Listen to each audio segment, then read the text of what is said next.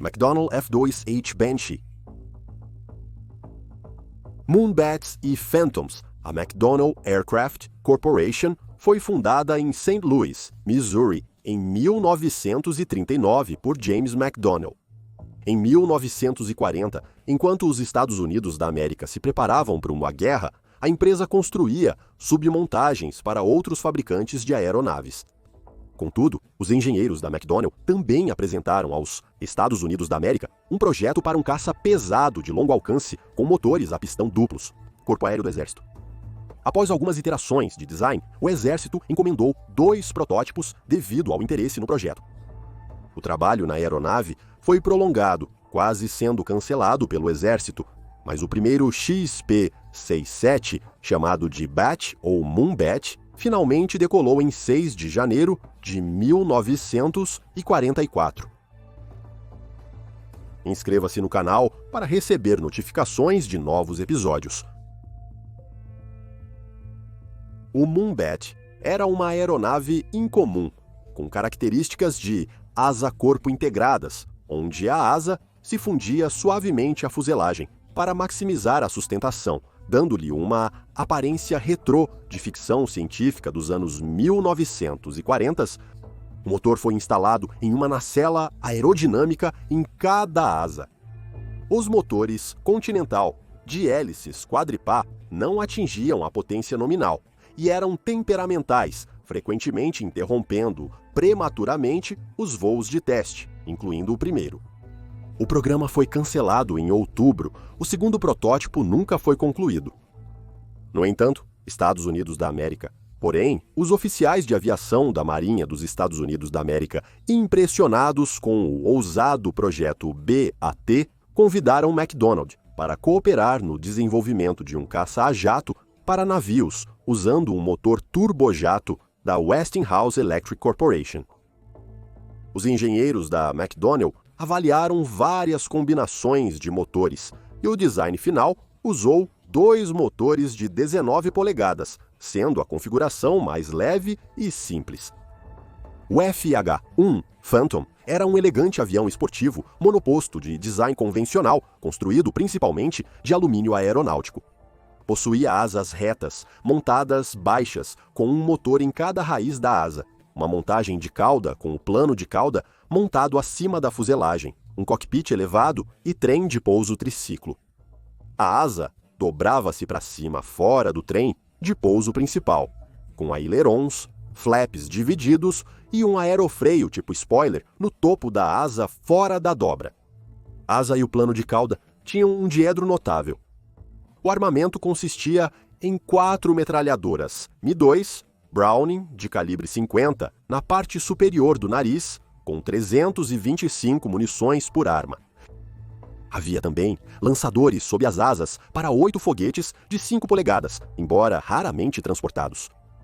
Um tanque de combustível ventral conformal com capacidade para 295 galões americanos poderia ser acoplado.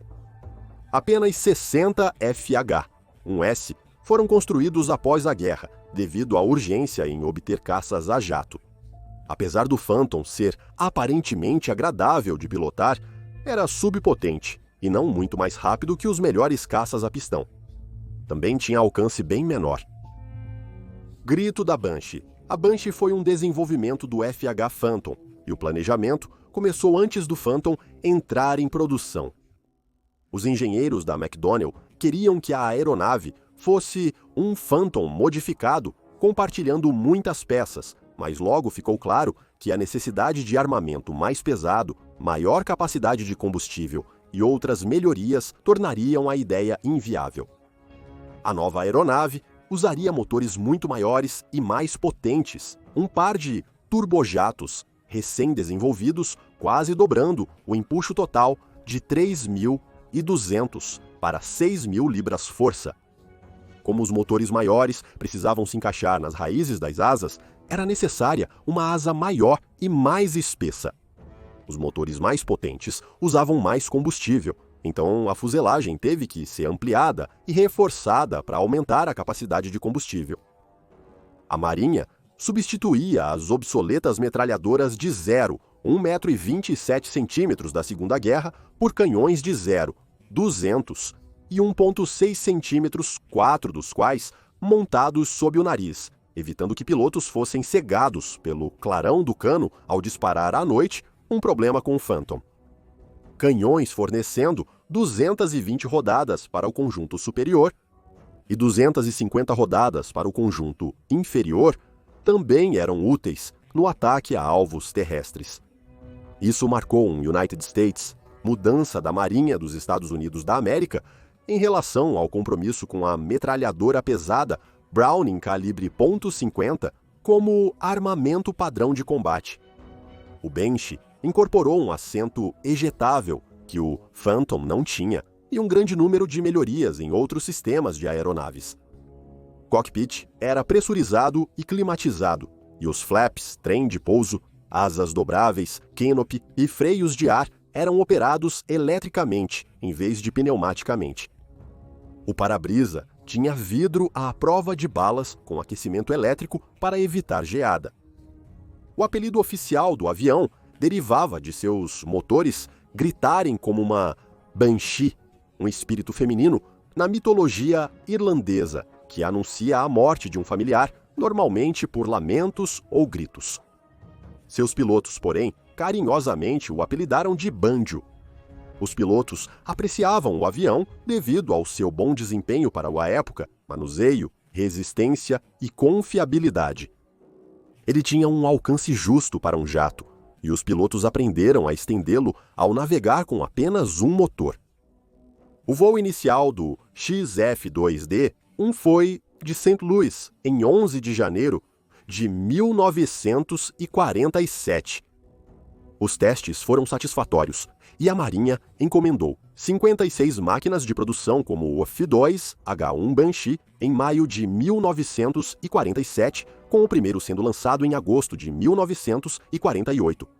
A aparência do F-2H-2 era geralmente muito semelhante à do F-2H-1, mas o F-2H-2 foi alongado em 14 polegadas para aumentar a capacidade de combustível em 177 galões americanos.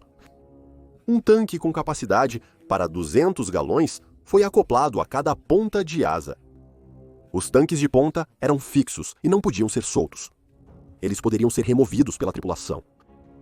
Variantes: o F-2UH-2 foi a base para 3 subvariantes.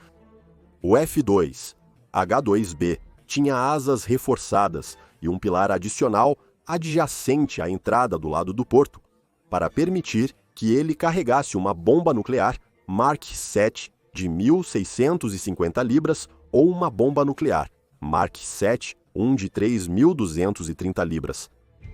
Um canhão foi removido para dar espaço à eletrônica necessária para armar a arma. Foram construídos 25 F-2I-2Bs. O F-2H-2N era dos Estados Unidos da América, o primeiro caça noturno a jato baseado em porta-aviões da Marinha dos Estados Unidos da América, embora apenas 14 seriam construídos. Seu primeiro voo foi em 3 de fevereiro de 1950. Ele tinha um nariz 218,4 centímetros mais longo que abrigava um radar da Sperry Corporation, exigindo que os canhões fossem recuados para dar espaço. A versão de reconhecimento fotográfico F-2H-2P tinha 6 câmeras e um nariz 2 pés e 5 polegadas mais longo, e foi o primeiro avião de reconhecimento a jato baseado em porta-aviões da Marinha. Ele voou pela primeira vez em 12 de outubro de 1950, e 90 foram construídos. O piloto podia girar as câmeras tanto em planos verticais quanto horizontais, e a aeronave podia carregar um par de pods sob a asa, cada um contendo 20 cartuchos de flash para fotografia noturna. O compartimento da câmera tinha aquecimento elétrico. O F-2GI-2P era um valioso recurso de reconhecimento fotográfico devido ao seu longo alcance para um jato teto alto de 14.768,5 metros e velocidade que dificultava a interceptação até mesmo por outros jatos. Como resultado, o F-2H-2P fornecia aproximadamente 40% dos Estados Unidos da América, necessidades de reconhecimento diurno da 5ª Força Aérea. A maioria dos F-2A-2S voava em cores azul marinho, às vezes com detalhes coloridos adicionados, especialmente nos tanques de ponta de asa. O F-2H-3 era um caça para todas as condições climáticas com um radar Westinghouse de grande diâmetro instalado em uma fuselagem 8 pés mais longa, aumentando sua carga de combustível interna em mais de 50% para 1.102 galões americanos. Isso permitiu que os tanques de combustível destacáveis na ponta da asa fossem reduzidos para 170 galões cada, e raramente eram necessários devido à capacidade interna aumentada. Os canhões foram movidos para trás, longe do nariz, para acomodar o radar de maior diâmetro, permitindo um aumento na capacidade de munição. A carga de armas foi aumentada para 3.000 libras, e os mísseis ARAR-AIM 9 Sidewinder foram liberados para uso. O F-20 e 3H também adicionou provisões para reabastecimento aéreo, consistindo em uma sonda de reabastecimento em voo acoplável quando necessário, substituindo o canhão superior do porto. Aproximadamente 250 foram construídos com o primeiro voo em 29 de março de 1952. O F-2H-4 foi a última variante produzida. Ele tinha um enorme radar e motores Westinghouse ligeiramente mais potentes de 3.600 libras, que aumentaram o teto de serviço para 56.000 pés. O F-2 e H-2 estava em serviço na frota quando a Guerra da Coreia estourou em junho de 1950, mas geralmente seria um jogador de segunda linha no conflito. O Grumman F-6F Panther levando mais honras. Combate na Coreia. O uso limitado do Banshee na Coreia era evidência de que a guerra lá era considerada um espetáculo à parte do confronto global com a União Soviética. As entregas de Banshee para o Atlântico e Mediterrâneo tinham prioridade sobre as operações no teatro coreano. Os F-2 H-2 lutaram principalmente no papel de ataque, sendo o tipo uma plataforma de bombardeio estável e robusta. Nas primeiras semanas da guerra, a Força Aérea da Coreia do Norte foi quase totalmente destruída pelos caças do Comando das Nações Unidas, United Nations Command. Posteriormente, a Coreia do Norte e aliados, sem poder usar aeródromos próximos aos combates na Coreia do Sul, tiveram que utilizar bases na China. Devido à superioridade aérea, durante grande parte de 1950, os esquadrões da United Nations Command realizaram missões de ataque terrestre, especialmente apoio aéreo próximo e interdição das linhas de suprimento do exército norte-coreano. O Banshee, como a maioria dos jatos navais contemporâneos, tinha uma grave desvantagem. Serviços aéreos navais, incluindo os dos Estados Unidos da América, a Marinha resistiu a designs de asas varridas mais rápidas, temendo que as características de voo de baixa velocidade as tornassem inseguras para operar a partir de porta-aviões. O Banshee era quase 100 milhas por hora, mais lento que os caças terrestres mais modernos. Sua obsolescência foi reforçada com a introdução do Mikoyan Gurevich MiG-15 em novembro de 1950, as patrulhas sobre o MiG-Alley e outras missões aéreas da United Nations Command foram realizadas principalmente por F-86 Sabres norte-americanos, Força Aérea do Extremo Oriente. O Banshee operou a maior parte da guerra fora do alcance dos caças inimigos e não obteve vitórias, enquanto 3 F-2H-2 foram perdidos para o fogo antiaéreo.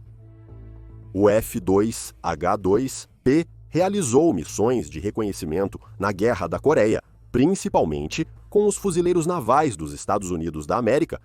Na época da guerra, mísseis superficiar ainda não existiam e poucas aeronaves inimigas tinham radar, e as armas antiaéreas eram ineficazes contra alvos rápidos e de alta altitude. a defesa aérea ainda era em grande parte visual, e por isso um F-2H-2P voando alto e sozinho era muito difícil de ser abatido pelas forças terrestres. Com o tempo, a Marinha e os fuzileiros navais dos Estados Unidos da América adotaram produtos de asa varrida de alto desempenho para acompanhar o ritmo do inimigo. O Banshee continuou ativo nos Estados Unidos da América. O inventário da Marinha e do Corpo de Fuzileiros Navais até 1959 e as unidades de reserva abandonaram a aeronave em 1961. Serviço no Canadá. Em 1951, a Marinha Real Canadense elaborou um acordo de 40 milhões para 60 novos Banshees para substituir os obsoletos Hawker Sea Furies. Devido a disputas fiscais no Parlamento do Canadá, a compra não foi aprovada até após o término da produção do Banshee em 1953. O Canadá comprou 39 aviões usados dos Estados Unidos da América, Marinha F-2H-3S, por 25 milhões, entregues de 1955 a 1958. Apesar de ser bem recebido pelos pilotos canadenses por suas qualidades de voo, o Banshee começou a apresentar problemas. A Marinha Real Canadense acabaria por perder 12 de seus 39 Banshees originais para acidentes, uma taxa de perda de 38%. Um Banshee e seu piloto foram perdidos após uma falha em voo do mecanismo de asa dobrável e outro Banshee sofreu uma falha nos freios e rolou para fora do convés do porta-aviões para o oceano, afogando seu piloto. O uso do Banshee diminuiu conforme a Marinha focou na guerra antissubmarina. O exército canadense sofria pressão para reduzir seu orçamento, e manter os obsoletos Banshees era dispendioso, já que a idade, o severo serviço de porta-aviões e o rigoroso Atlântico Norte cobravam seu preço. Foram os únicos caças a jato baseados em porta-aviões implantados pela Marinha Real Canadense. Os últimos exemplares foram aposentados sem substituição em setembro de 1962. Os Banshees sobreviventes estão expostos em coleções particulares, estações aéreas navais e do Corpo de Fuzileiros Navais nos Estados Unidos da América e Canadá. Se você gosta desses vídeos, inscreva-se no canal e ative as notificações para novos episódios. Para mais conteúdo sobre história militar. Biblioteca.